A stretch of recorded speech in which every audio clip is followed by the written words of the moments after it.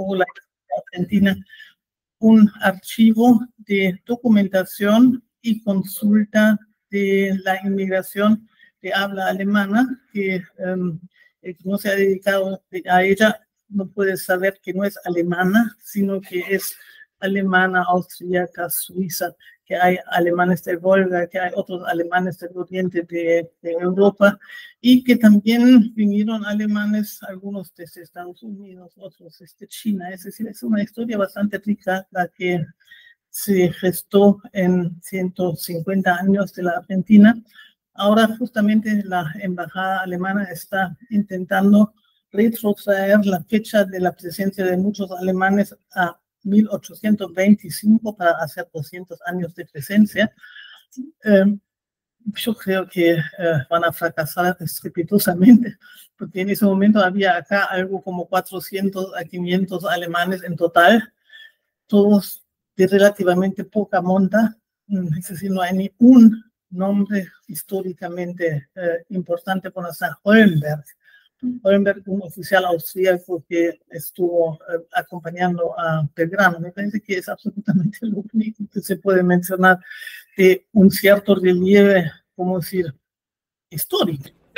Es decir, sí que hubo esos 400, 500, quizás un poco más o menos personas de estirpe alemana acá en ese tiempo, pero eso no hace una inmigración. Bueno, nuestras fuentes, lo que estamos nosotros juntando hasta ahora, no llega más allá de más o menos 1863, 64, algo así, ¿no? Y son fuentes impresas, no tenemos nosotros todavía prácticamente la parte de documentación manuscrita. En ese sentido, está ya en otros repositorios más antiguos, porque nosotros comenzamos a trabajar recién después de 2010, y que es un momento en el cual ya aquí en la Argentina y en todo el mundo hay cada vez más archivos y la gente se abalanza sobre cualquier documentito que se pueda encontrar. Pues nosotros no les hacemos mucha competencia, sino que lo que estamos haciendo es generalmente salvaguardar documentación que gente nos trae que ya no sabe qué hacer bien con ella. Es decir, por ejemplo, las cartas de la OMA que están por un lado en alemán y por otro lado en una letra que nadie sabe descifrar, entonces parece un garabato, y bueno, de esos garabatos estamos juntando pilas y cajones, y con esto me parece que a la larga vamos a tener una cantidad de materiales que pueden, yo no digo que torcer la historia argentina, esa no se va a torcer tan fácil, pero quizás enriquecerla en algunos pequeños aspectos.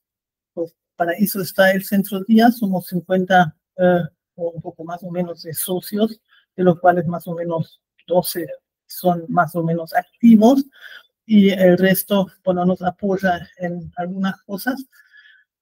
Y tenemos una sede en la Universidad de San Martín, que realmente a los que no la conocen les invito a que la vayan a ver, porque ya vale la pena, como decir, gastar 2 horitas para que Mónica muestre todo lo que...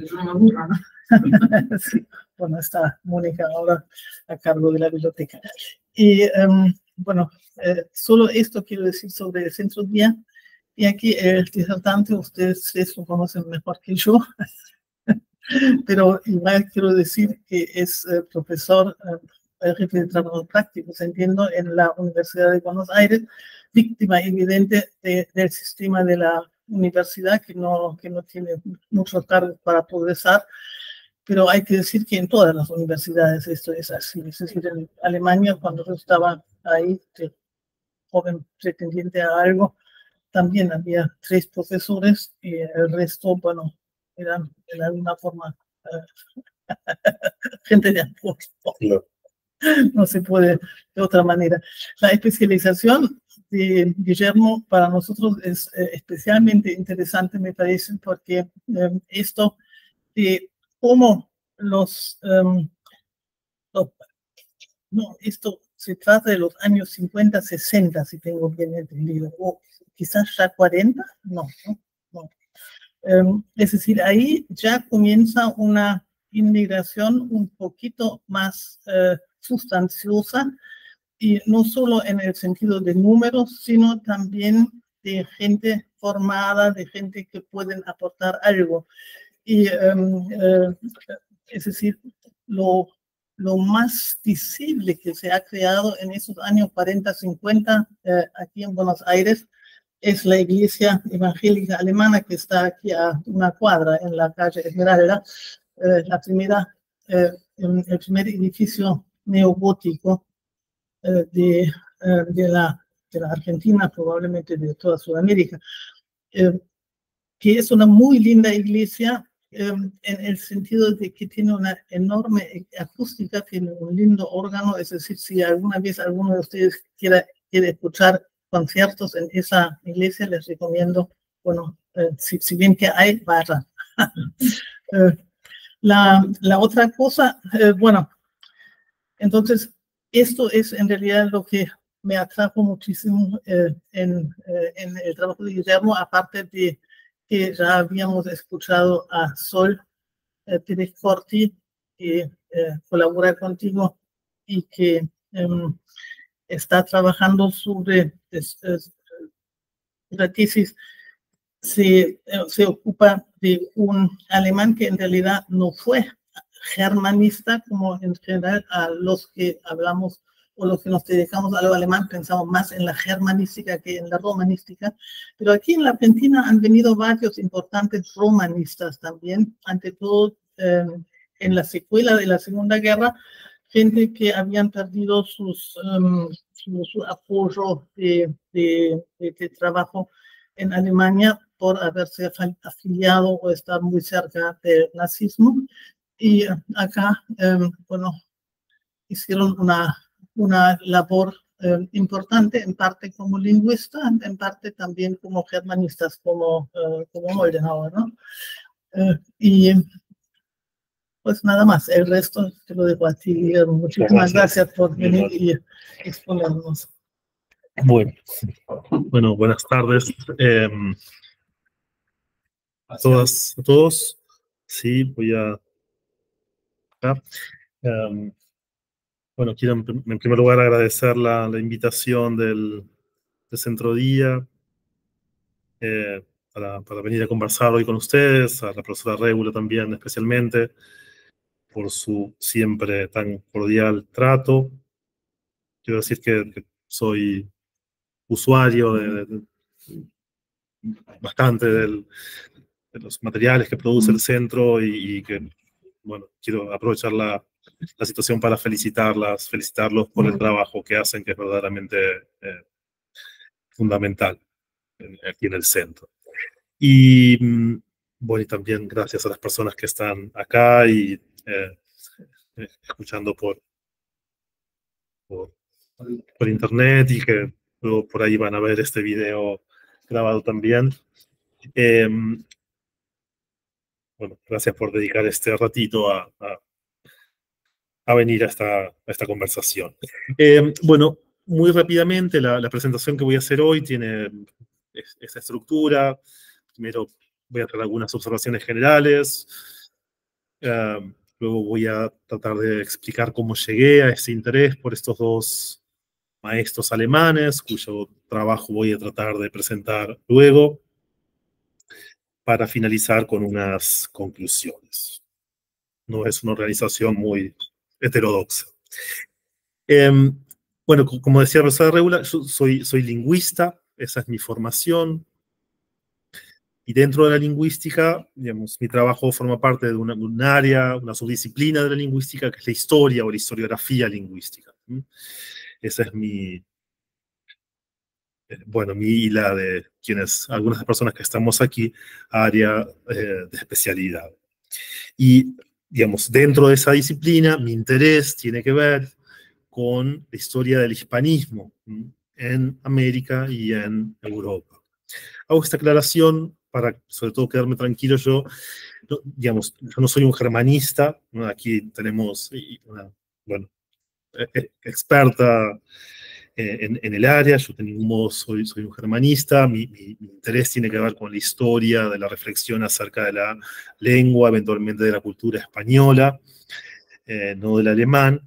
Pero, bueno, digamos, y en ese sentido también tengo que decir que incluso mi conocimiento del alemán es bastante limitado. Así que voy a hablar, insisto, de alemanes, pero de alemanes que son alemanes que trabajan sobre el español.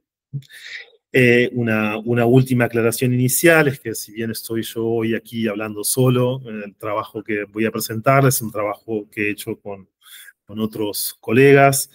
El trabajo sobre Wernicke es un trabajo que hice con una colega de la Universidad de Valencia, María José García Folgado. El trabajo sobre Bode es un trabajo que hice con Esteban Lidget, que está aquí presente, de la Universidad de Buenos Aires, y el CONICET, que seguramente le podremos preguntar alguna cosa más adelante. Bien, ¿cómo llegamos a esto? ¿Cómo dimos con estos dos señores, estos dos alemanes que vienen a la Argentina a mitad más o menos del siglo XIX y escriben una gramática escolar? Para nosotros fue un hallazgo, es decir, nosotros no estábamos buscando esto apareció, digamos, y apareció sobre todo en el marco de un trabajo, que sí es el trabajo que venimos haciendo hace ya unos cuantos años, es eso que aparece allí como la bibliografía de la gramática escolar argentina, o BIGEA, que es un trabajo que esperamos finalizar este año. Básicamente es un catálogo que recopila las gramáticas escolares publicadas en la Argentina entre 1817, que es cuando se publica la primera gramática escolar, el primer texto para enseñar gramática en la escuela se publica en 1817, hasta donde sabemos, una gramática de un autor llamado Cenillosa. En 1922, que es una fecha, voy a traerme en esto, cuando se crea el Instituto de Filología de la Universidad de Buenos Aires. Nosotros empezamos a trabajar, dijimos, vamos a hacer un listado de las gramáticas que se publicaron. Pensábamos tener 30 o 40, tenemos casi 300 en este momento, y casi 300 gramáticas se publicaron en ese siglo largo, ¿no?, que va de 1817 a 1922. Y ese es básicamente eso es un catálogo. Presenta la bibliografía, una ficha catalográfica, bibliográfica, una descripción del índice también. Y en ese trabajo de registrar las gramáticas que se publicaron en la Argentina durante ese siglo, aparecieron estas dos. Fue un hallazgo para nosotros. Esa es una de las patas, una de las orientaciones, y la principal razón por la que llegamos a trabajar sobre esos textos. La otra tiene que ver más con mi trabajo personal, ya no del equipo del que formo parte, que coordino. Yo vengo trabajando hace algún tiempo sobre los intercambios científicos que los especialistas en cuestiones del lenguaje, filólogos y lingüistas alemanes y argentinos tuvieron durante el siglo XIX, pero sobre todo durante el siglo XX, ¿no? Y ahí, digamos, entonces aparece esta conexión que voy a tratar de mostrar hoy con estos alemanes que trabajan sobre el español. Bien, entonces, ¿qué tenemos? Tenemos dos señores. Primero es este L.J. Bode, quien sabemos solamente que se llama L.J., ahora vuelvo sobre esto, y el segundo, Robert Wernicke, mucho más famoso, es ahora voy a comentarlo, es un apellido que tiene una larga historia en la ciencia y en la cultura argentina. El primer texto es de 1858, el de Bode, se llama Nociones Fundamentales de Gramática, compiladas según los según los principios de la gramática histórica y comparativa, e ilustradas con ejemplos tomados del español, francés, inglés, alemán y latín. Se publica en Buenos Aires, en la que es la principal, posiblemente, imprenta, la Bernheim, francés de todos modos creo que era, ¿no? Es decir, digamos, una casa editorial que da un indicio acerca de la importancia que tuvo esta gramática. Ahora voy a volver sobre esto. La segunda gramática, la de Wernicke, se publica en 1867, casi 20 años después, perdón, casi 10 años después. se llama el pensamiento base de la gramática, método gramatical, práctico y racional para enseñar y aprender a expresar el discípulo sus pensamientos. La gramática también publicada en Buenos Aires, pero en la imprenta alemana, 1867. Voy entonces a hablar del primer texto, el texto de Bode, y luego del de Wernicke. Las nociones fundamentales de gramática son, hasta donde sabemos, la primera gramática publicada en la Argentina por un autor alemán. ¿Sí? Vamos. Estoy diciendo esto queda grabado y después va a venir una persona y va a decir, no, encontré otra, y así funciona, ¿no?, la investigación, por supuesto, para que alguien venga y me haga quedar ridículo a mí. Así que ojalá pase eso, porque significa que vamos a seguir conociendo más sobre esto. Hay una única otra gramática escolar publicada en la Argentina por un autor alemán, que es la de Wernicke, que es la que vamos a presentar a continuación. Es decir, solo tenemos en la Vigea estas dos, no hay más. Hasta aquí no hay más. ¿Sí?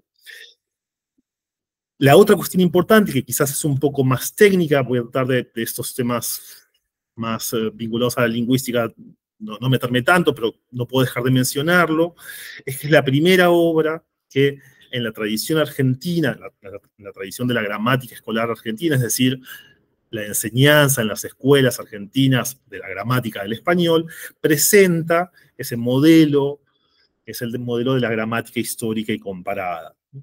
Gramática histórica y comparada, ustedes saben, es de alguna manera el nacimiento de la lingüística moderna, ¿no? Es digamos, la primera mitad del siglo XIX, aparece en Alemania esta corriente verdaderamente innovadora, que casi todos los historiadores de la lingüística consideramos o consideran que supone el inicio de una lingüística en un sentido moderno.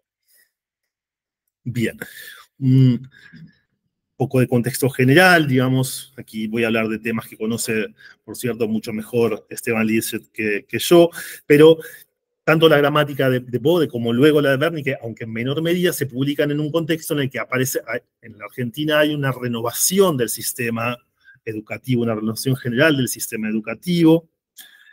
En este momento, el gobierno de Urquiza, en primer lugar, y luego los gobiernos que lo siguen, llevan a cabo una política, por ejemplo, de contratación de profesores extranjeros, de pedagogos, que vienen a la Argentina a dar clases en los colegios, luego en los colegios nacionales.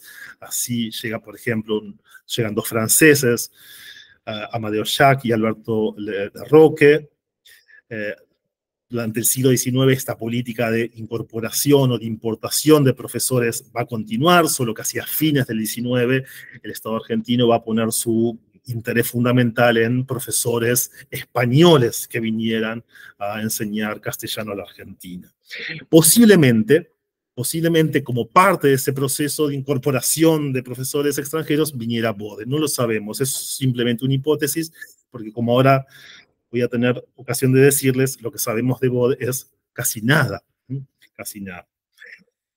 En estos años se crean también los colegios nacionales de Mendoza, de Salta, de Tucumán, de Catamarca. En el 63 se crea el Colegio Nacional de Buenos Aires, lo que supone la nacionalización de la enseñanza secundaria, la revista Anales de la Educación Común, que esa es del 58, gracias, bajo la dirección de Domingo Faustino Sarmiento. Es decir, que estamos en un momento en el que hay un proceso de renovación de la enseñanza en las escuelas del idioma, y esto es bastante visible, creo yo, en el caso de la gramática de Bode, pero mucho menos en la gramática de Wernicke, por razones que ahora vamos a tratar de explicar. Como decía, ¿qué sabemos de Bode? Nada. Aquí, si alguien alguna vez sabe algo acerca de él, o dentro de un año, 2 o 3, ve este video en internet y sabe acerca de Bode, le vamos a estar muy, muy, muy agradecidos de que nos lo haga saber. La mínima información que tenemos acerca de él proviene de la información que el propio libro da, los paratextos, ¿no? Lo de la tapa, digamos. Sabemos de eso que llega a la Argentina desde Prusia. Aparentemente hay instancias de una figura sobre la que ahora voy a volver a hablar, que es el primer diplomático prusiano en el Río de la Plata, que es von Gülich.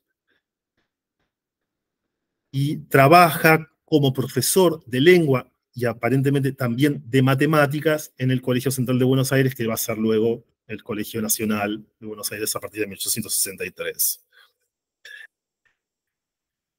A diferencia de lo que va a pasar con Wernicke, el texto de Bode parece haber tenido una gran circulación, o sea, haber sido un texto muy importante en el periodo, según se puede confirmar de la referencia que hacen a este texto de Bode varios otros textos, ¿no?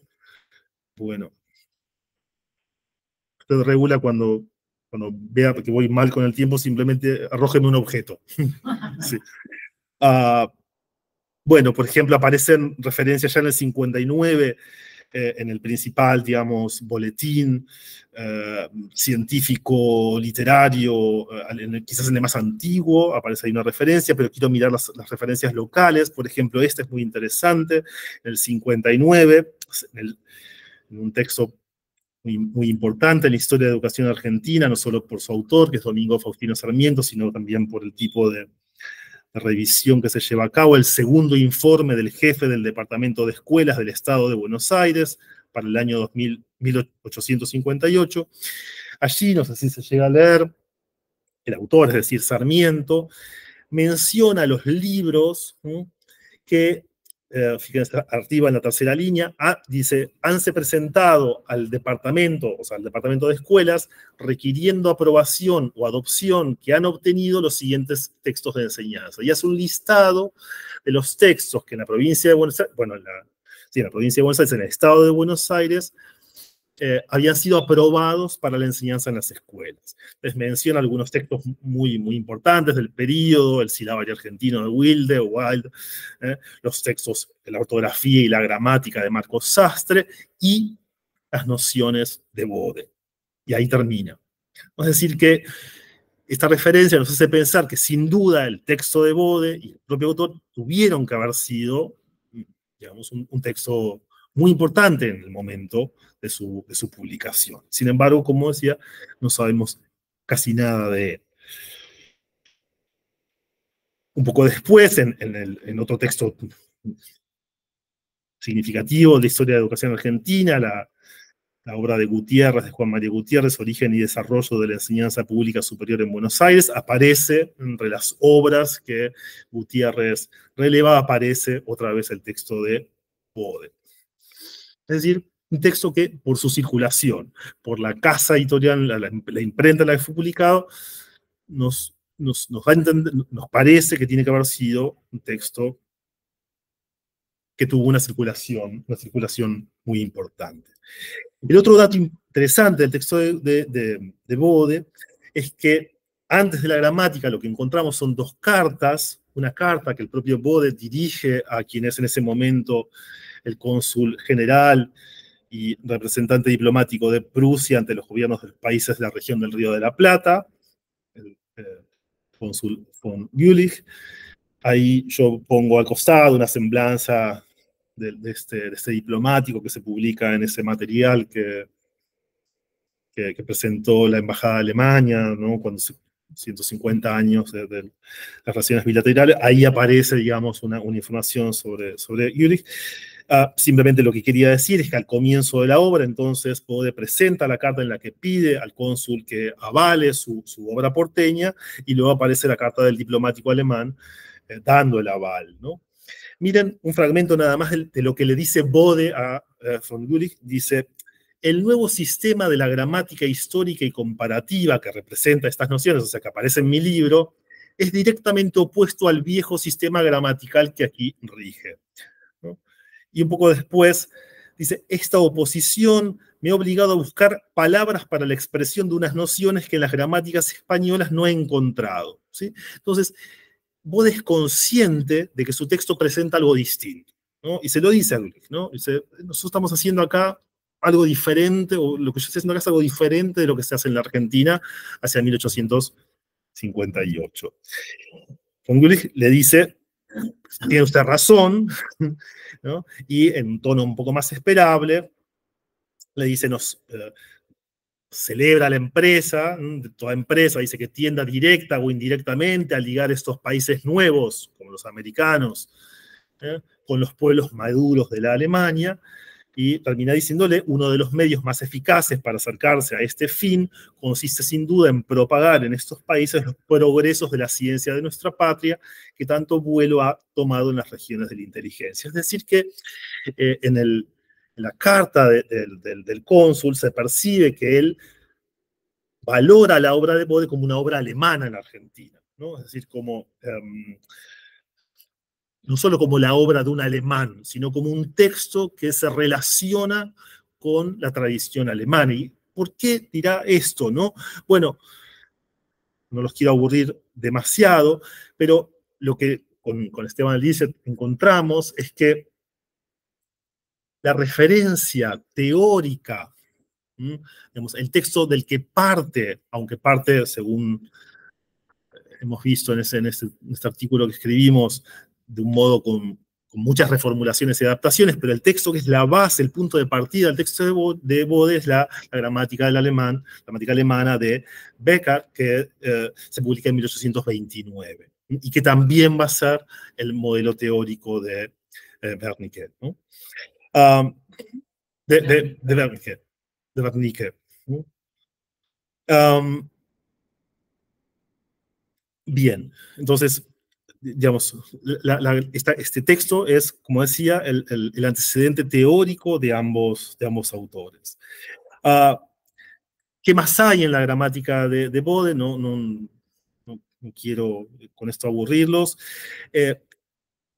Bode propone una vía, una forma de enseñar el español a estudiantes que son argentinos. Esto hay que decirlo porque, digamos, va a ser una diferencia con Wernicke también,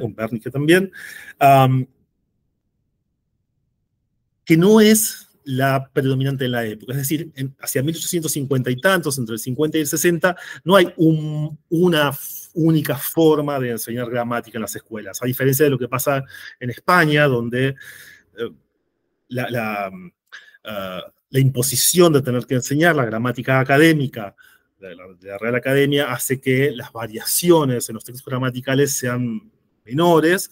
En la Argentina tenemos bastante heterogeneidad y variación.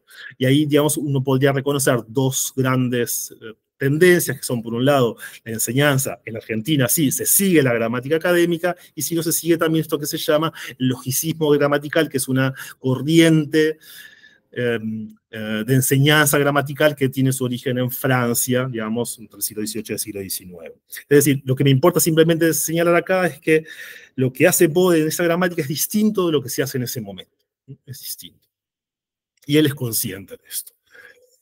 Y la otra cuestión importante es que él propone una aproximación que se apodera no solo de esa gramática de Becker, que es de la gramática 29, sino también esta corriente que tiene más que ver con la lingüística alemana del 19, que es la gramática histórica y comparada. Y aquí, esto es un gráfico que preparó también Esteban, se puede ver en ese gráfico, en 1858, lo tenemos a la izquierda, Bode publica su libro, y luego tenemos varios otros textos que van siguiendo ese mismo camino, digamos, de la gramática histórica y comparada, ¿no? El texto, bueno, las publicaciones de Vicente Fidel López, lo de Calandrelli, hasta que llegamos a 1893, 35 años después del texto de Bode, el Estado argentino legisla y determina que los contenidos de gramática histórica y comparada, que habían aparecido hasta ahí únicamente en la gramática de Bode del 58, empiezan a formar parte de la currícula escolar. Así se tienen que enseñar en la escuela. Entonces, en la materia lingüística y etimología, que es la materia del tercer año de la escuela secundaria, los estudiantes argentinos iban a aprender en el final del programa rudimentos de gramática histórica y comparada. Es decir, que de alguna manera este texto de Bode funciona como primer antecedente de esa política educativa del Estado que se va a generar a comienzos de la década del 90 del siglo XIX. Y ahí también tenemos un texto clásico, que es la gramática histórica de la lengua castellana, de un autor llamado Valdemar Dobranic, que que presenta el primer texto exclusivamente orientado a la presentación de esa gramática histórico comparada. Es decir, que hay un componente de innovación muy fuerte en la obra de Bode. El segundo autor es este a quien vemos acá. Vemos es una forma de decir, me gustaría aclarar que las fotos son fotos cuya autenticidad no está demasiado comprobada. Esto es una foto que tomé de un sitio que en general es bastante serio, que es Geni o Geni, que es este sitio que presenta genealogías, ¿no? Árboles genealógicos de distintas personas. Allí aparece una de las dos imágenes que tengo de Wernicke aquí hoy. Bueno, a partir de ahora, Wernicke, entonces, en la pronunciación criolla, fue un alemán, nacido en 1826. Entendemos que en Alemania hace los estudios preparatorios para el magisterio, pero a los 22 años, en 1848, viaja a Buenos Aires para hacerse cargo de la educación de los hijos de Carlos Augusto y Hugo Bunge, diplomáticos, claro, todo este periodo vinculado a la obra de Wernicke, bueno, ustedes lo conocen seguramente bien también por la historia de Lütke, que tradujo, ¿no? Profesora Régula. Bueno, entonces Wernicke llega a Buenos Aires, se incorpora a la escuela, a la Gemeindeschule, a la escuela comunitaria, y de la que es desde 1853 su director, ¿no? Digamos, en 1854 se muda a unas cuadras, digamos, crea el Colegio Central de Buenos Aires, el Colegio Cangallo Schule, al que asisten, bueno, ¿no es el Cangallo Schule?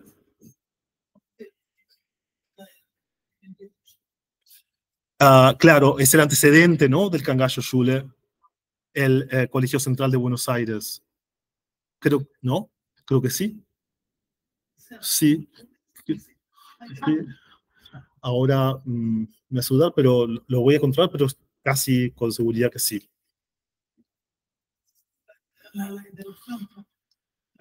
Yo había entendido que esta escuela se partía de la escuela de la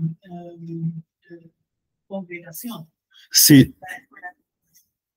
Claro, puede ser que haya habido un antecedente con el que se unió, pero esto en la historia hasta ahora no existe para nada.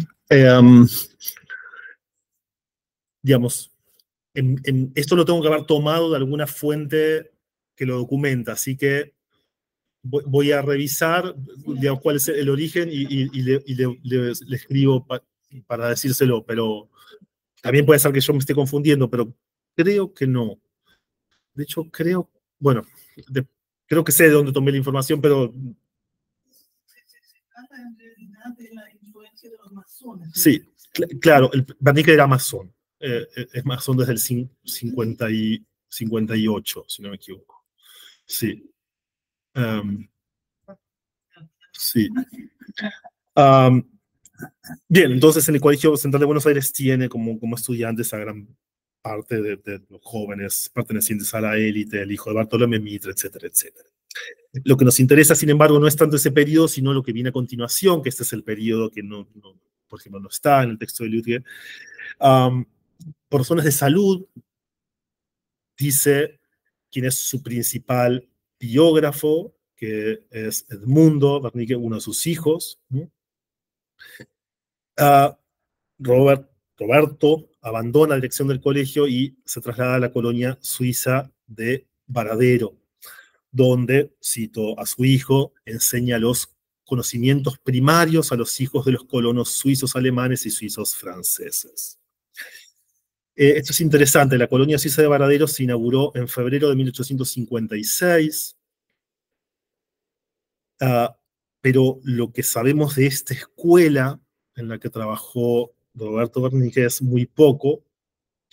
La Sociedad Suiza de Varadero, que todavía existe, se fundó en 1892, es decir, ellos no tienen documentación, estuve en contacto con ellos referida a la actividad de la escuela en ese primer periodo. Tampoco hay museo histórico, Alejandro Barbich, allí estuve en comunicación con la directora, tampoco la directora del museo conserva, me dio algunas informaciones respecto del desplazamiento de la escuela, pero no parece haber, en términos de materiales de archivo, más información que esta que estoy presentando aquí. Una persona a la que ahora voy a referirme, Petersen, señala que el propio Sarmiento, en un artículo que publica en la revista Ambas Américas, dice Sarmiento, que en 1867, es decir, año de la publicación de la gramática de Wernicke, estudiaban en la escuela unos 61 hijos e hijas de colonos, ahora dice franceses, suizos y alemanes, bajo la hábil dirección del profesor Wernicke, ¿no? Es decir, esa es una información indirecta que tenemos respecto de la cantidad de alumnos, ¿sí? Su hijo, en ese texto que escribe, esa semblanza que escribe sobre su padre, Edmundo, sobre Roberto, dice, tenemos una cita ahí: la instrucción se daba en idioma nacional y facultativamente también en alemán. Acompañándose el profesor con el violín, enseñaba a los discípulos el canto, a cuyo efecto él había traducido y amoldado varias cancioncitas germanas para niños, que por mucho tiempo se han recordado en aquellos hogares. Pero también se entonaba el himno nacional. Termina entonces diciendo Edmundo que para la enseñanza de las primeras letras, es decir, para enseñar a leer y escribir, Wernicke usaba este texto clásico, la Anagnosia de Sastre, y que para la enseñanza de la lengua, la enseñanza de la gramática, compuso esta obra que nos ocupa, que es El pensamiento base de la gramática, de 1867. Esto es un poco anecdótico, pero hay una plazoleta en Varadero que lleva el nombre de la familia Wernicke, en honor a Roberto. Un historiador llamado Roberto Tarsetti escribió una larga semblanza de esta familia, no sé si tengo mucho tiempo, dice el 21 de febrero de 1864, esa es una fecha que no tenemos en otro documento. 1864 llegaba a Varadero para instalarse en la medianía de la colonia suiza un maestro alemán precedido por esclarecidos conceptos en su carrera de educacionista. Su nombre, Roberto Wernicke. Junto a su esposa, teutona como él por su origen, y a su hijo primogénito, que con el correr de los años se convertiría en una eminencia como médico y bacteriólogo, el doctor don Roberto Wernicke, el hijo, el médico, famoso médico, comenzó a dar clases en la que fuera la Escuela del Rincón de los Suizos, hoy conocida con el número 4, que se hallaba en donde está ubicada la unidad penitenciaria número 11. Traía como bagaje el haber sido mentor de los hijos de Bartolomé Mitre, de los industriales de fama Ernesto Torkins y los hermanos Nugués, y enseñado quién sería el arzobispo de Buenos Aires, Monseñor Mariano Espinosa, Mariano Bunge, más tarde intendente municipal de Buenos Aires, del político Bonifacio Lastra y otras personalidades. Es muy interesante este texto, es un documento inédito, el que escribe Roberto Tarsetti, es la fundamentación del proyecto que se eleva al Consejo Deliberante de Varadero, proponiendo que se llame Familia Wernicke La Plazoleta, que todavía lleva su nombre. Y allí aparece la otra fotografía, bueno, esto no es una fotografía, ¿no? De Wernicke, que se parece bastante, hay que decir, a la anterior, ¿no? Voy a ir rápidamente para atrás. Aquí hay un Wernicke joven, pero ya con barba, y aquí hay un aire de familia, digamos. Podemos pensar que es un blef completamente, pero esta fotografía aparece en ese documento. No sabemos, el historiador que hizo ese documento falleció, y no sabemos si intenté conseguir contactarlo, saber de dónde había tomado esta imagen, y no lo supimos. Bien, contra la biografía de Wernicke regresa en 1872 a Alemania, está yendo y viniendo entre Alemania y la Argentina hasta el 78, y muere en Buenos Aires, Roberto, claro, en 1881, y da origen larguísima descendencia de escritores, intelectuales, mujeres, también las hijas mujeres, feministas, bueno, digamos, intelectuales, feministas, es decir, hay digamos, una gran cantidad, digamos, de personas vinculadas a la ciencia de cultura que pertenecen a esta familia. Muy rápidamente, en cuanto a la gramática, a esta gramática, como decíamos, es en cierta forma está en línea con la de Bode, en tanto ambas son una ampliación de la obra de este Becker. Sin embargo, algo que no hace, que no aparece en Bode es una preocupación, digamos, una incorporación de una teoría pedagógica, que es la teoría pedagógica de Amadeo Jacques, el pedagogo francés que está también contemporáneamente trabajando en la Argentina. Ustedes saben, son los grandes renovadores de la educación argentina. Todavía hoy, a la entrada del Colegio Nacional de Buenos Aires, una de las figuras, ¿no? Es la de Amadeo Jacques. La obra de Wernicke se publica en la pequeña biblioteca de educación que dirigía Amadeo Jacques, es decir, hay una descripción que no tengo mucho tiempo de mostrar, pero pueden, espero creerme, de Wernicke a las ideas, en este caso pedagógicas de Amadeo Jacques. Voy a poner una sola cita, es la única que tiene toda la presentación, un poco más, si se quiere, técnica, de este artículo que escribimos con mi colega María José García Folgado, sobre todo porque me sirve para presentar lo último que tengo para mostrarles hoy. En ese artículo que escribimos sobre esta gramática decíamos con García Folgado que el título es El pensamiento base de la gramática, expone la idea de que estamos ante un método práctico que persigue el objetivo de que el discípulo exprese sus pensamientos. Un método práctico que el discípulo exprese sus pensamientos. Esto va a implicar en esta gramática un abordaje metodológico centrado en el propio alumno y la lengua que habla, y se va a materializar en un manual gramatical en el que la descripción lingüística se va a circunscribir al contexto sociocultural inmediato en el que se produce el hecho lingüístico. La coincidencia entre el demandado pragmatismo contextual de Jacques y la idea humboldtiana adaptada por Becker de que el hombre es inherentemente un ser lingüístico y social conlleva una cierta orientación etnológica del tratado que aquí analizamos, manifestada principalmente en el universo de objetos y situaciones al que remiten los ejemplos y ejercicios. Eso es una cosa complicadísima. Lo nombré hace unos minutos. Un periodista, Lucas Petersen, escribió, nosotros, inesperadamente para nosotros, en el suplemento Buenos Aires 12 de la revista del diario, página 12, un comentario sobre este artículo que nosotros habíamos escrito con María José García Folgado, llamado el artículo Una gramática para la Pampa bonaerense, y hay una cosa maravillosa que yo estoy agradecidísimo porque el artículo de él es mucho más interesante que nuestro artículo, ¿sí? Y dice lo que queríamos decir de un modo mucho más agradable de leer también. Así que es, bueno, bárbaro, ¿no? Él dice en relación con esto que nosotros decíamos con María José, lo siguiente, dice, la gramática de Wernicke termina ofreciendo casi un álbum del paisaje de la Pampa de 1867. Quedémonos con esta idea del álbum del paisaje de la Pampa de 1867.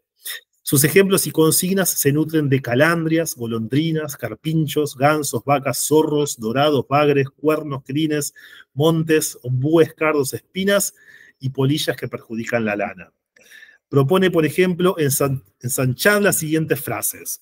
El cura predica, el enfermo toma medicina, el árbol se ha secado, el sol luce, los días son contados, el trigo está limpio, las heladas perjudican, la tormenta seguía, han sido perjudicados los sembrados. Esto, la lógica del texto de Wernicke es que hay algunas reflexiones sobre aquello que tiene que ver con su realidad inmediata, ¿no? Entonces, todos los ejemplos, todos los ejercicios están pensados para que él conecte con aquello que es parte de su entorno. Esto es una idea que viene, como decía Amadeo Jacques, y luego, digamos, ese material lingüístico es sometido a una un ordenamiento gramatical que, como decía, por una parte abreva en la gramática de Becker y también en gran parte es heterodoxo del propio Wernicke. Pero esta idea, entonces, del paisaje de la pampa, ¿no?, que dice tan lúcidamente Petersen, tiene que ver con lo más interesante que yo tengo para contarles en verdad, que es otro hallazgo, ¿no? Buscando, digamos, o sin buscar esto, apareció esto, es que cuando estábamos trabajando sobre Wernicke, encontramos un material llamado Siluetas Bonaerenses, ¿no?, que es un cuaderno que contiene una serie de ilustraciones que Roberto Wernicke hizo entre 1849 y 1852, es decir, un año después de llegado a Buenos Aires y 15 años, ¿no?, antes de la publicación de su gramática. Es decir, apenas se incorpora aproximadamente a la Gemeindeschule. Esa libreta fue donada por su familia, es decir, por Edmundo y por su mujer, al Museo Histórico Nacional. Es decir, está en un lugar completamente inesperado. ¿Cómo dimos con eso el azar de Google, en gran medida? No sé, ya no me acuerdo cómo. Me acuerdo que estaba una vez, estaba en el Instituto de Lingüística y no lo podía creer. Es decir, bueno, ese material está ahí.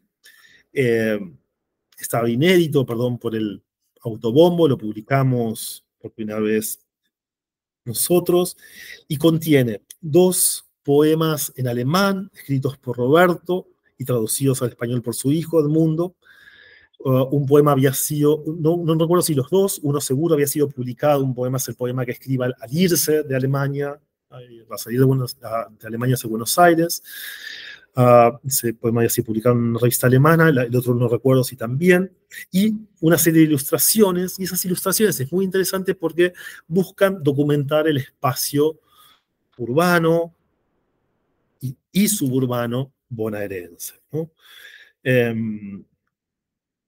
Bueno, también por si alguna vez ve este video, quiero agradecer al Museo Histórico Nacional y en particular al archivista que me ayudó a digitalizar este documento, Ezequiel Canavaro, que verdaderamente se lleva la mitad de los créditos de este trabajo. Bueno, aquí se ve poco. Eso es el índice, esto es la letra del hijo, no de Roberto, ¿no? Es el índice que escribe su hijo, dice arriba siluetas bonaerenses, escritas por Roberto Wernicke entre 1849 y 1852, y luego aparecen listadas las ilustraciones que vamos a encontrar en la libreta, que son, como verán, cerca de 20, y los 2 poemas. Y estos son los dibujos, que son fantásticos. Quizás se ven menos, tengo que ponerme los anteojos, son dibujos a lápiz, y, por ejemplo, este es la tuna. La tuna. En general aparecen elementos vinculados a la naturaleza, pero también a las personas, a los personajes, digamos, a las figuras típicas, a los espacios.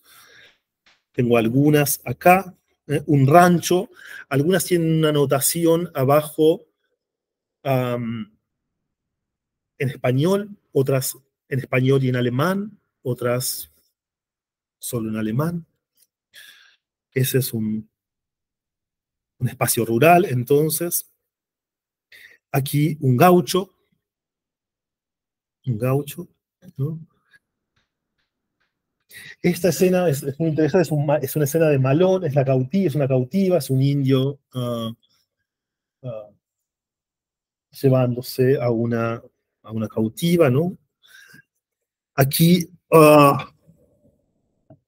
tendría que haberlo notado, es una vendedora, creo que de pasteles, ahora no llego a leer ni siquiera con anteojos en la pantalla, y a la derecha, el de la derecha es rosas.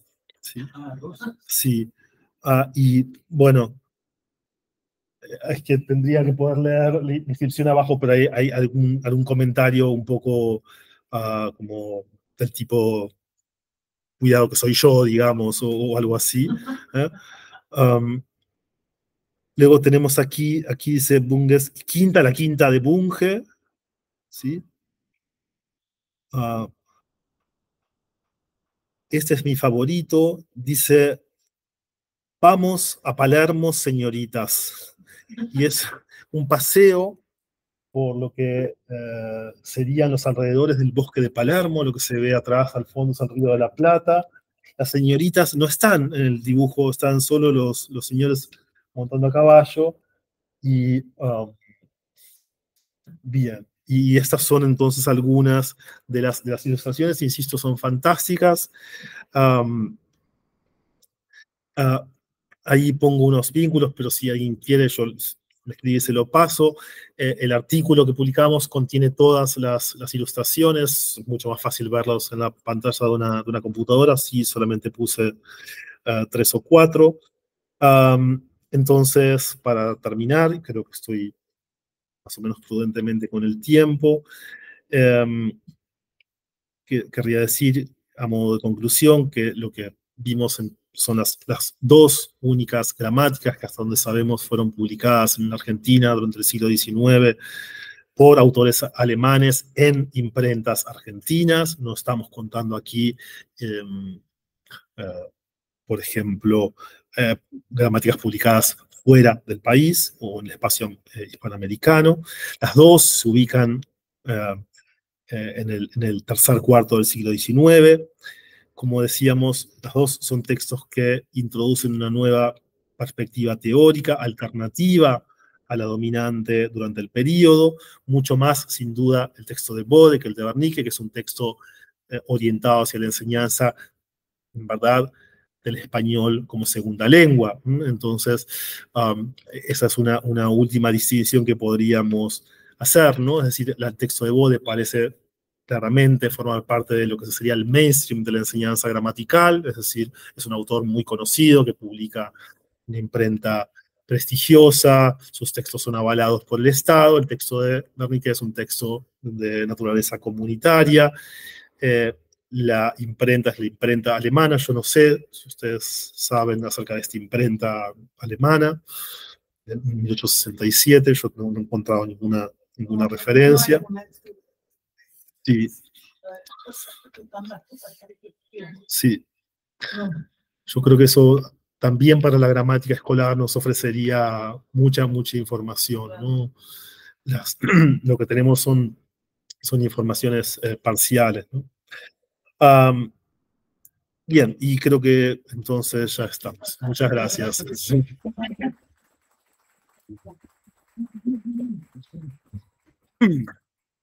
Bueno. Pienso que esa gramática de Bode ¿es una gramática española o es una gramática comparativa en general? Es una gramática del español, pero para explicar los fenómenos del español, Bode está todo el tiempo trabajando en la comparación con otras lenguas, con esas que aparecen, con esas... Porque en Alemania, en realidad, las gramáticas entiendo que se basan mucho en las explicaciones que se dan para el latín, para el griego. Ahora, esto en español nunca se ha hecho mucho, es decir, el español se alejó en algunas formas demasiado del latín, quizás como para que eso sea muy útil, pero me interesa saber si, por ejemplo, en este caso, Bode sí también utiliza todavía ese sistema gramatical clásico. Claro, digamos, en toda la historia de la gramática, sobre todo las lenguas, digamos, europeas, el latín durante buena parte, digamos, de muchos siglos aparece como el modelo de descripción gramatical, entonces los gramáticos intentan durante mucho tiempo dar cuenta de las lenguas románicas, romances, a partir del modelo que ofrece el latín. Claro, en el caso del español, ya sabemos que esto es problemático, porque no es una lengua que se decline, etcétera, etcétera, y entonces, digamos, progresivamente van apareciendo otras descripciones gramaticales que abandonan el modelo del latín para la explicación gramatical del español. En el caso de Bode, quizás no es tanto eso, pero le podemos preguntar a Esteban, que seguramente sabe mejor que yo, no es tanto eso lo que aparece, sino el concepto de que para explicar un fenómeno gramatical, Bode dice, vamos a mirar qué pasa con otras lenguas.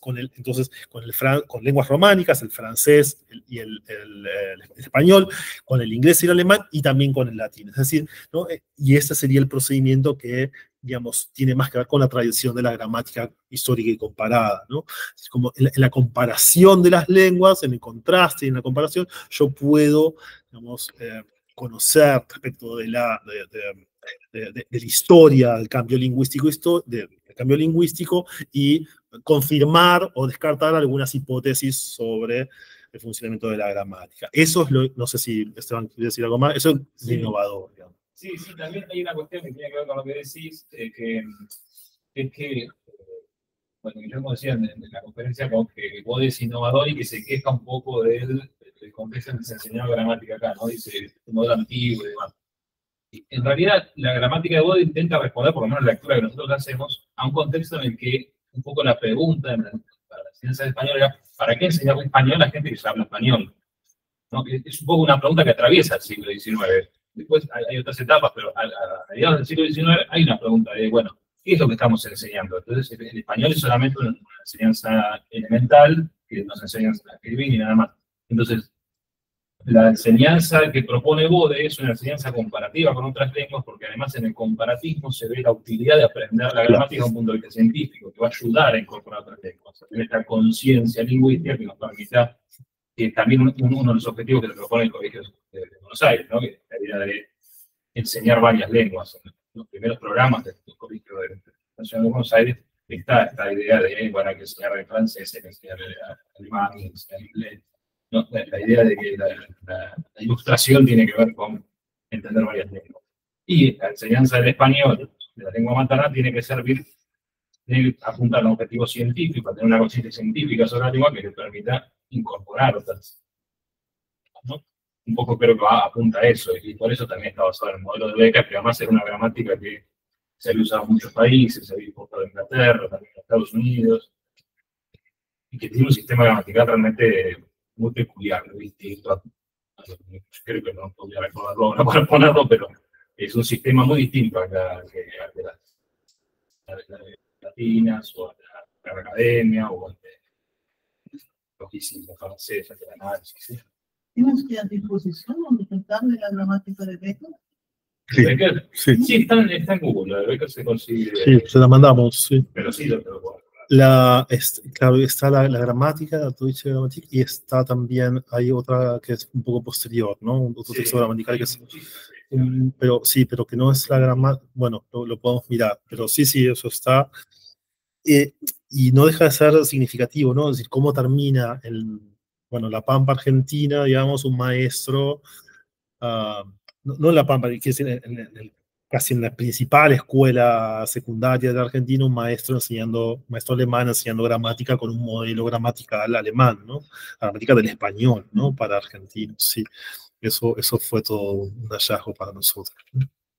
Sí. Ahora, el librito este del Vermi, ¿eh? Sí. ¿Dónde hay un el que está creo que en la Biblioteca Nacional, ¿no? Y también tenemos una copia digital de ese material. Sí, sí, yo creo, ahora no me acuerdo, yo creo que el ejemplar está en la Nacional. No me acuerdo. Sí, sí. Sí. El Bode también. Sí, el Bode también. Sí, hay muy pocos, ¿no? Ejemplares, claro. Eso ocurre con casi todos los textos gramaticales escolares. Como supongo que todavía pasa, la gente posiblemente se deshacía de los libros de la escuela, no, quizás conservaba un libro, un texto literario, pero los manuales se perdían. Pero la influencia de Wernicke es más bien ahí en la colonia suiza, y eso no sale. Claro, no es adoptado por el gobierno, es adoptado por el gobierno de Bode. Sí, parece que Wernicke, digamos, tiene como un lugar clave en el sentido de su descendencia, ¿no? Digamos, de que abre, ¿no? Pero el texto gramatical, con toda su singularidad y demás, es un texto que parece bastante, digamos, es un texto que él prepara evidentemente para sus propios estudiantes, y por lo menos nosotros no registramos una proyección de ese texto en el sentido de autores que lo citen. Es interesante eso de mezclar el ambiente sí. donde viven los chicos y el gramático, ¿no? Sí. Sí. Muestra su adaptación también, muestra su propia adaptación. Sí. Hay allí una cuestión sobre la que yo no ingresé demasiado, que tiene que ver con la cuestión religiosa, digamos, hay una tensión entre protestantes y quienes no lo, y las autoridades, digamos, la organización política de Varadero, ¿no? Y también, digamos, se podría considerar, era una escuela protestante, sin duda, ¿no? Se podría considerar eso, la relación que... La de la colonia suiza. Sí, claro. Pero no lo tengo acá, digamos. Yo creo que es el propio Wernicke hijo quien dice que hay un conflicto religioso, digamos, vinculado a la condición religiosa, que es el que deriva en la salida de Wernicke de la escuela.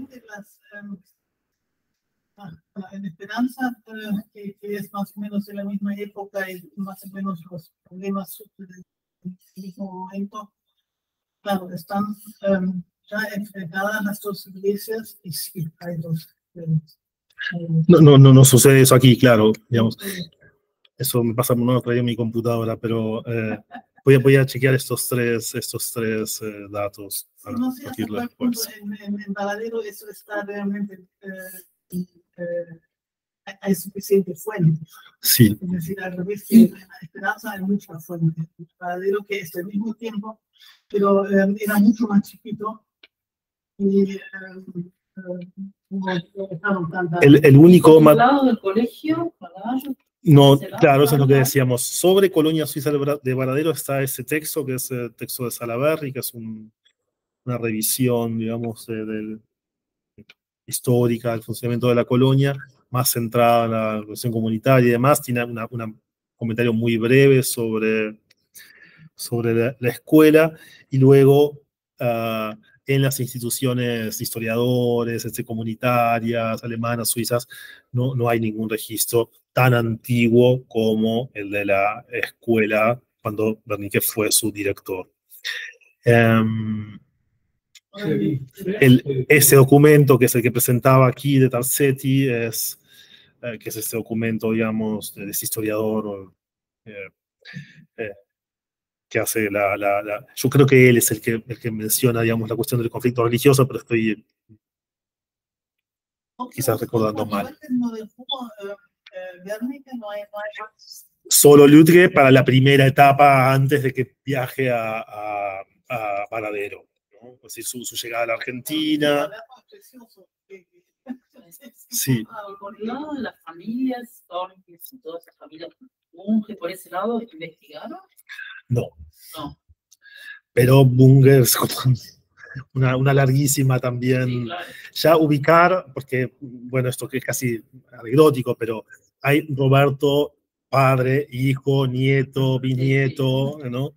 Y lo mismo pasa con otros nombres, entonces a veces uno no sabe si está hablando del médico, del escritor, bueno, y tampoco nosotros, digamos, esto es como una deriva del trabajo nuestro, que ¿verdad? Bueno, nos llevó bastante lejos, pero no era un objeto central de nuestra investigación, sino, como decía, un hallazgo, ¿no? Y por mencionaste a Eisenach, o no me acuerdo si el Bode o Wernicke, y en Eisenach no había nada. ¿Mencioné? Sí, mencionaste que les llevaba sudamericanos para enseñarles alemán. Ah, sí, sí, aquí, con Wernicke, sí, aquí, el centro para que jóvenes sudamericanos estudien en Alemania, sí. Sí, esto aparece también en la biografía que escribe Edmundo, ese texto de 1944 creo que es, sobre su padre. Esa información aparece allí. Sí, todo lo que sé yo de eso es por esa fuente secundaria.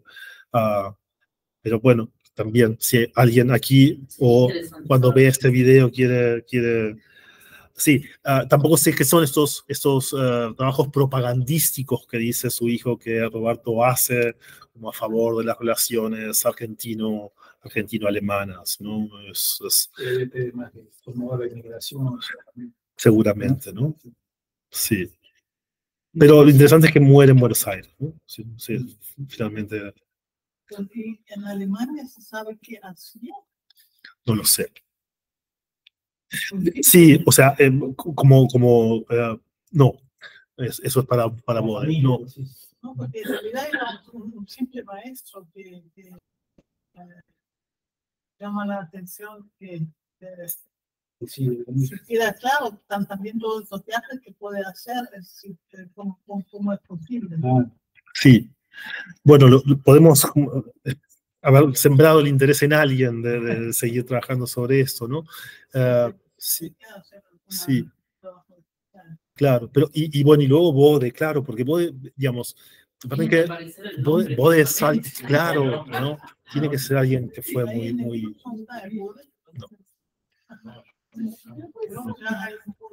Sí, y tampoco hay en el Colegio Nacional de Buenos Aires archivos tan antiguos, ¿no? Los fondos archivísticos de la Escuela Esta Central de Buenos Aires no existen. Yo creo que no. Pero eso se lo iba a preguntar a usted. Puede ser. Todo no puede hacer una canción. Sí. Si nosotros ya formamos una asociación, porque cuando yo comencé con este tema, enseguida me di cuenta que eso era absolutamente inabarcable. Claro. Es inabarcable. Entonces, lo que hay que hacer sí es encontrar gente joven que se quiera, que quiere dedicar algunos años a este tema y a este otro tema. Y lentamente se va componiendo una imagen un poco diferente. No del todo muy diferente, pero sí. Ahora, por ejemplo, los alemanes, como digo, quieren retrotraer la presencia alemana. Bueno, Bode ya es un sí, ejemplo. Sí, es muy antiguo. ¿No? Sí, sí, sí. Claro, pero tenemos que saber quién era, porque no. Sí, y por el lado de los alumnos tampoco, ¿no? No, yo lo que creo que quizás se podría buscar, no sé si hay algo equivalente al archivo bueno, lo que sería el archivo de India, digamos, con relación a España, ¿no? En Alemania hay eso. Claro, el archivo del Ministerio de Relaciones Exteriores, pero no sé si, digamos, si para el 19 conserva información, entonces a través de, por ejemplo, si hay un fondo de von Gulich, si ahí, digamos, se puede encontrar información sobre Bode. El fondo de von Gulich está en la ¿En fin?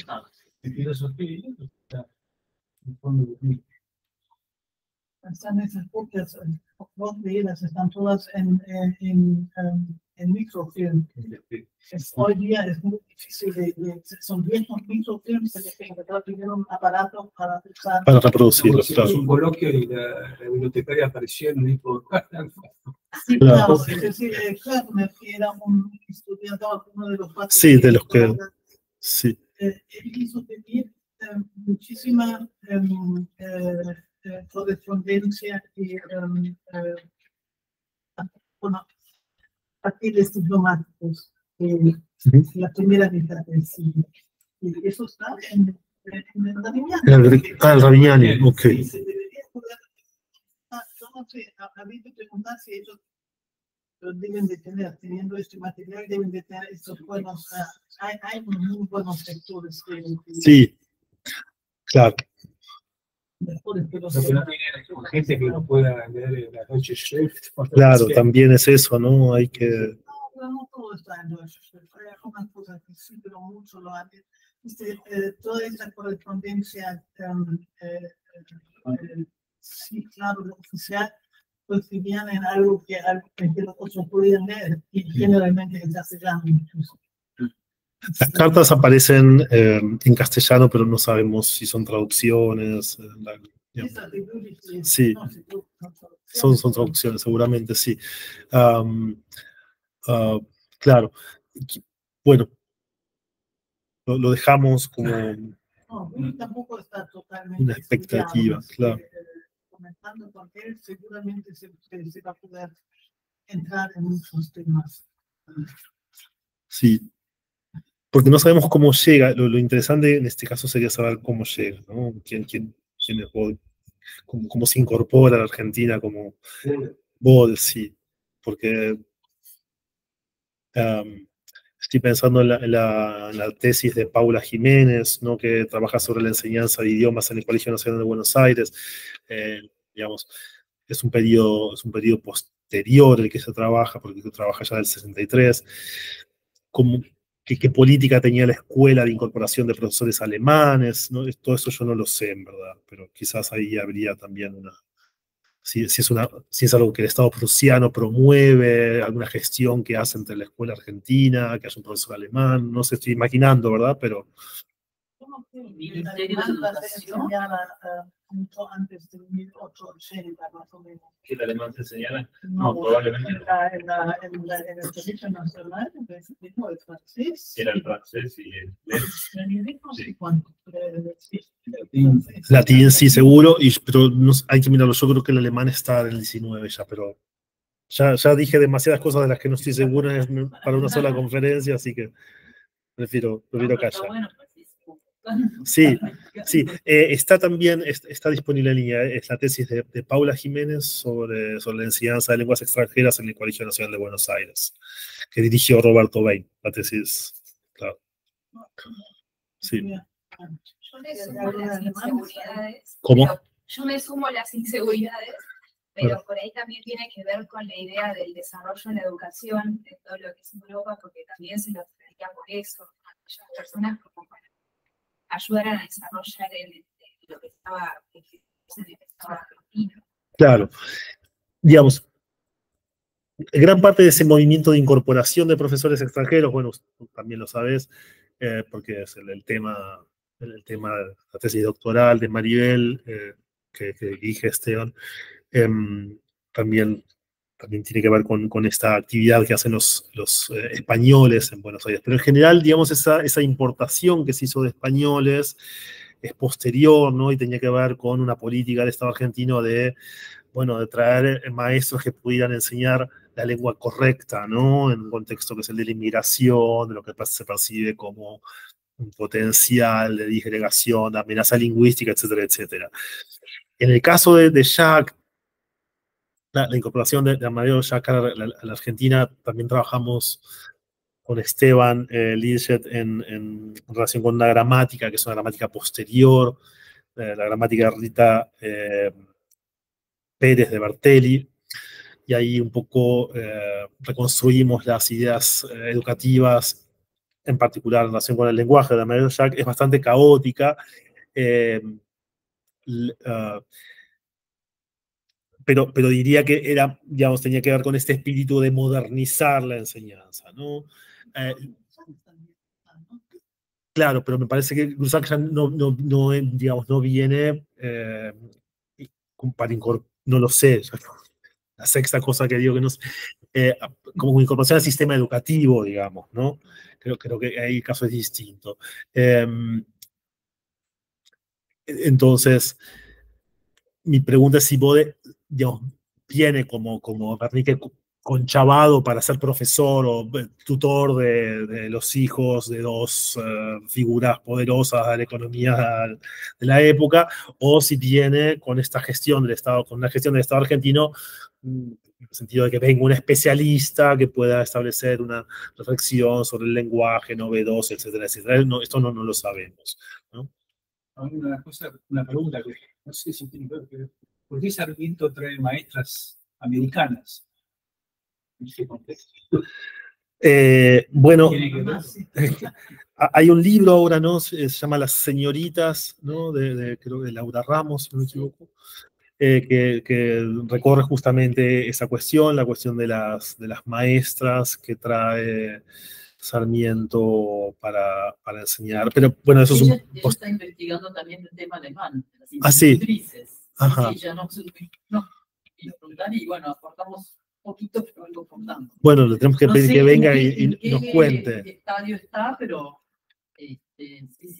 Es interesante la pregunta porque entronca también con lo que decíamos antes, los profesores españoles que llegan en realidad. Claro. Sarmiento, o sea, Sarmiento es muy conocido su antihispanismo. Sarmiento tenía en particular, de hecho hay muchos textos donde dice que gran parte de nuestro atraso cultural está asociado a la influencia de España, si nos hubieran conquistado los ingleses, etc. Bueno, Claro. entonces yo creo que en esta época, también anterior al 80, cuando ya se cambian, y hay todo con las políticas del Estado Nacional, pero en este momento, en la figura de Sarmiento es tan importante para impulsar el sistema educativo, creo que el peso de esta idea, de esta concepción antihispanista de Sarmiento, tiene que ver con que vengan profesores franceses, profesores de otros lugares, ir a buscar, digamos, a un centro europeo o incluso americano, ideas que él consideraba que en España no estaban. Que era para Sarmiento, España era el atraso cultural, ¿no? Entonces hay muchas, de hecho, cuando fundan los anales, hay muchas traducciones de textos alemanes, sobre todo, que para él en pedagógica estaban muy avanzados, y también americanos. Parece que hay que ver si no hay un hilo de estas políticas oficiales de traer docentes o personas especializadas. Porque uno diría, lo que queda más a mano era España, evidentemente, porque las gramáticas ya estaban en español, o sea, era todo mucho más fácil, pero hay como una negación muy importante en ese momento con respecto a los españoles. Se entiende un periodo muy grande, Sí. hasta el 80, sí. Sí. Pero su anticatolicismo, quizás, ¿no? Pero bueno, para mí, si yo fuera germanista, digamos, para mí la pregunta sería esa: ¿qué hace un alemán en Buenos Aires en ese momento a la escuela, ¿no? Eso es lo que me resulta un dato. Aparece en algún lado, es la enseñanza sistematizada, para eso quiere formar maestros. Y en algún momento dice que es una buena hora de que las damas porteñas levanten el punto de la silla, se dejen de chupar mate y se ocupen de la educación de sus hijos. Lo dice en la conferencia, lo dice en el Congreso, lo tengo en mi casa en algún lado. Y a raíz de eso, bueno, busca afuera gente que pueda venir acá a formar maestros. Y una de las cuestiones que trae maestras femeninas, o sea, mujeres, es porque piden menos, o sea, cobran menos para venir que los maestros varones. Y entonces, de esa manera, trae las primeras señoritas que aparecen incluso en una película del sistema, trae a esas mujeres acá para que empiecen a formar y después formar el colegio de San Juan, que es normal de Argentina, ¿no? No sé, no, de Paraná. De Paraná, sí. Escuela normal de Paraná. Pero la cuestión es esa, trae mujeres porque te pedían menos para venir acá a la Argentina. Y además porque él tenía tenía la esperanza de que las mujeres de acá también hicieran el trabajo. Y tenía bastante buena comunicación con mujeres que estaban en la docente intelectual, ¿no? Entonces tenía como buena predisposición a traer. Y simplemente para decir algo sobre eso, lo único que podría decir, sin hablar demasiado de lo que no conozco, es que en Vigea, en el catálogo de gramáticas argentinas, tenemos, bueno, cerca de 300 gramáticas, solo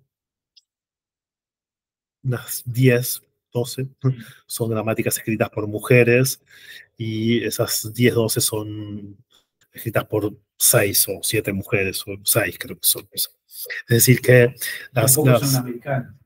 Sí, son todas argentinas, claro. Pero quiere decir que, digamos, esas maestras parecen haber cumplido funciones docentes, pero no haber producido sus libros de texto, ¿no? Ya, los libros de texto que tenemos son poquitos. Bueno, digamos, también cuando empezamos con Vigea no conocíamos ninguno.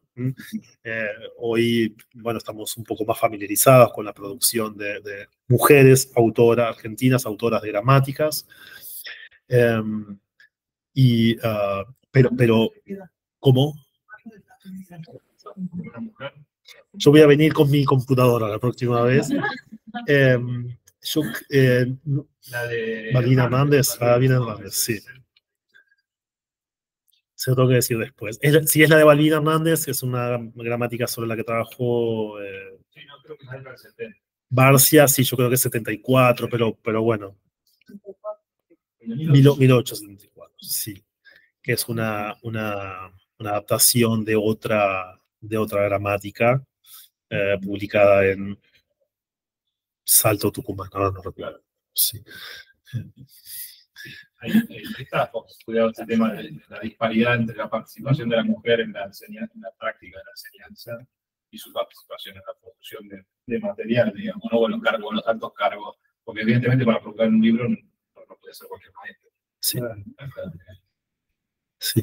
También en la prensa hay muchos métodos hechos por maestras y Sí, compartidos. mucha participación femenina en la prensa, por ejemplo, en la revista, bueno, de hecho, Juana Manso, su directora de análisis de educación común. Sí. Mucho menos en el libro, en la industria del libro. Bueno, muchas gracias. Bueno, sí, queremos agradecer nosotros, la verdad que fue un... Gracias.